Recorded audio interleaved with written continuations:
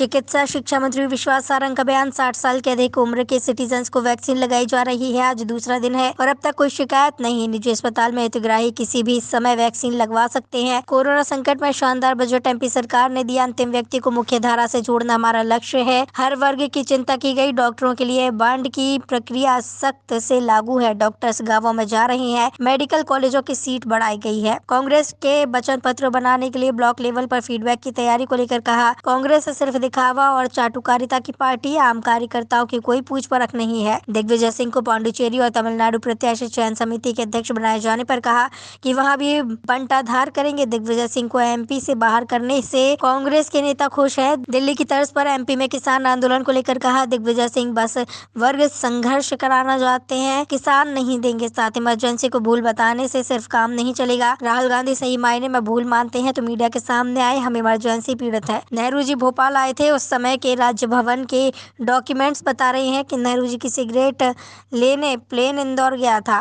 नेहरू परिवार ने देश को लूटा है। कांग्रेस को इस बात का जवाब देना होगा। ये वैसे कांग्रेस का इंटरनल मामला है, पर जहां जहां पैर पड़े संतन के ताता बंटा ढार, तो बंटा ढार करने वाले लोग जहां जाएंगे वहां बंटा ढार ही होगा। और कांग्रेस उस लक्ष्य को लेकर चल रही है कि कश्मीर से लेकर कन्याकुमारी और अटक से लेकर कटक तक ये हिंदुस्तान कांग्रेस मुक्त होगा।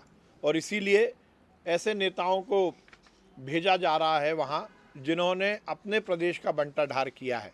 पर मध्य प्रदेश का आज कांग्रेस का कार्यकर्ता बहुत खुश है। कमलनाथ जी से लेकर अरुण यादव और सुरेश पचौरी जी, अजय सिंह जी से लेकर और उनकी जो युवा ब्रिगेड है, आज इस बात को लेकर बहुत प्रसन्न है कि अब दिग्विजय सिंह जी को मध्य प्रदेश से पूरी तरह से बाहर कर दिया है। और मुझे जो सूचना मिली है कि ये सब कमलनाथ जी के रिकमेंडेशन पर हुआ है, क्योंकि जिस प्रकार से कमलनाथ जी की 15 महीने की सरकार में दिग्विजय सिंह जी ने मध्य प्रदेश का और बंटाढार किया, उसको लेकर कांग्रेस नेतृत्व को लगता है कि दिग्विजय सिंह जी को मध्य प्रदेश से दूर करना चाहिए। देखिए, ढकोसले करने से काम नहीं चलेगा। राहुल गांधी एक वक्तव्य दे देंगे, उससे काम नहीं चलेगा। और वैसे भी चापिद्दी का शोरबा राहुल गांधी को समझ नहीं है। जो दक्षिण और उत्तर में लड़ाई करने की बात करते हैं, जो मछली पालन विभाग शुरू करने की बात करते हैं, उन्हें ज्ञान ही नहीं है। केवल ये कह देने से काम नहीं चलेगा कि भूल थी, हम पीड़ित हैं। मेरे पिताजी 14 महीने आपातकाल में जेल में रहे थे। मेरी उम्र उस समय 9-10 साल की थी। हमने वो प्रताड़ना झेली है। किस ढंग से पुलिस के पहरे में हमारा परिवार रहता था, किस ढंग से हम पर अत्याचार किए जाते थे।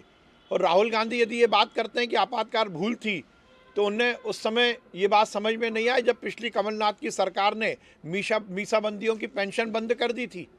उन्हें उस समय समझ में नहीं आई जब मीसाबंदियों को जो सुविधाएं दी जाती थी वो कमलनाथ की सरकार ने, कांग्रेस की सरकार ने बंद कर दी थी। केवल न्यूज़ की सुर्खियों में बनने के लिए वो ये बयान दे रहे हैं। यदि वो सही मायने में इसको भूल मानते हैं तो उन्हें मीडिया के सामने आना चाहिए। और केवल उन्हें नहीं, सोनिया गांधी को, राहुल गांधी को, प्रियंका गांधी को, पूरे नेहरू कुनबे को आना चाहिए और ये बात कहनी चाहिए कि हमारी दादी इंदिरा गांधी ने गलती की थी। वो गलती नहीं कह रहे, वो आए और कहें कि इंदिरा गांधी ने गलती की थी। और फिर वो सहारा ले रहे हैं कि इंदिरा जी ने भी इसकी माफ़ी मांगी थी। माफ़ी इसलिए मांगी थी क्योंकि उन्हें लगता था कि जनता ने इसको गलत ढंग से लिया है। केवल कह देने से काम नहीं चलेगा। लम्हों ने खता की और सदियों ने सज़ा पाई, तो ये कह देने से काम नहीं चलेगा। राहुल गांधी जी, आपको सामने आकर ये बोलना पड़ेगा कि ये गलती थी मेरी दादी की। मध्य प्रदेश का बजट बहुत ही शानदार है। मैं मध्य प्रदेश के मुख्यमंत्री शिवराज सिंह चौहान जी को और हमारे वित्त मंत्री जगदीश देवड़ा जी को बहुत बधाई देता हूँ।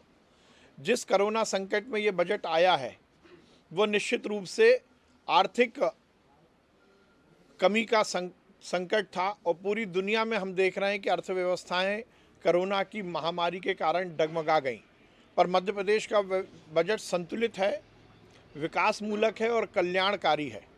हमारी सरकार का जो लक्ष्य है अंत्योदय, समाज के हर व्यक्ति को हम सरकार की मुख्य धारा से जुड़ें, जनता का कल्याण हो और प्रदेश का विकास हो, यही हमारा लक्ष्य है। और उस लक्ष्य को साधने में ये बजट निश्चित रूप से बहुत सफल रहेगा।